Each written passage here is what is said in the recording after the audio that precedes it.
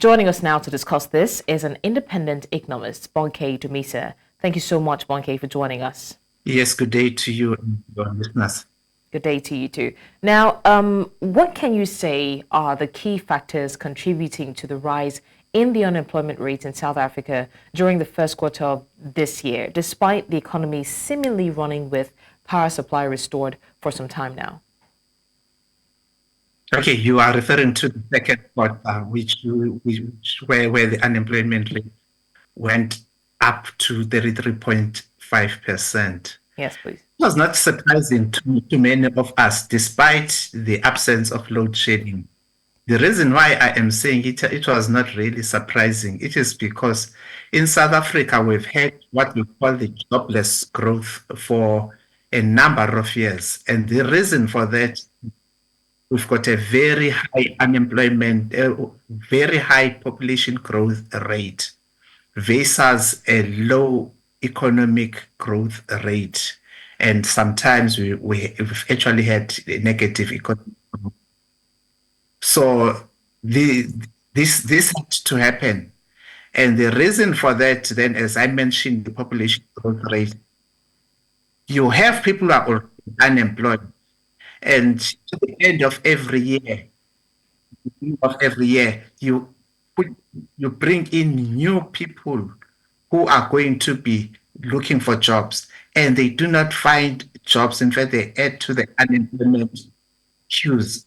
So the only way in which we can stop this is we need the political will to have the politicians and the community agreeing that our education system, we like it, but it does not produce the kind of products people who will be ready for the needs of the economy of South Africa.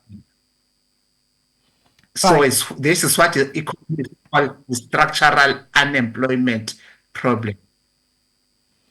Okay, so still basing this conversation off of the fact that the lights have been on for some time now, talking about power restoration in South Africa, what specific sectors of the economy do you believe are still struggling despite the general improvements that have been recorded? And how are these struggles correlating with unemployment rates? Okay, the issue of load shedding did affect mining and manufacturing a lot.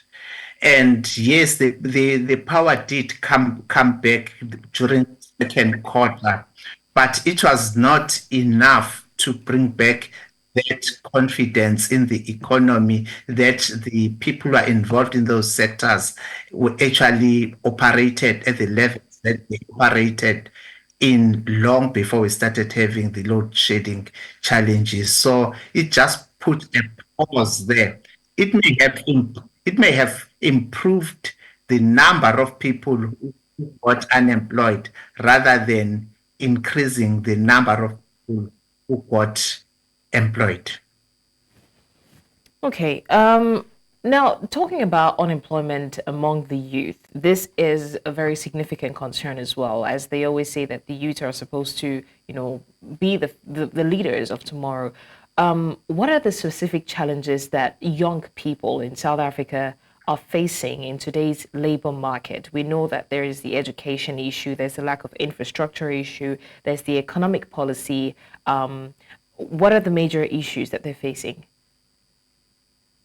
As I said, we have a very high population growth rate in South Africa, and the youth are actually part of that high population growth rate. So the absorption rate for those youth into the economy is very low because of the education they have, and also because they are now competing with people who are not yet ready to leave the workspace. So you do find then that it's the last in. Once you want to come in, find then that the workplace is still already congested, and the people who are retiring and leaving the workspace is not as high as the number of younger people who are coming in. So we need to address the whole issue then of do these youths come into the workspace being far better skilled than the ones who are already in? Because then we could accelerate the departure of those who are already in, but it's not necessarily the case that they come in with better skills. All right. Thank you so much, Independent Economist Bonke Dumisa, for joining us and giving us the update on South Africa's unemployment rate.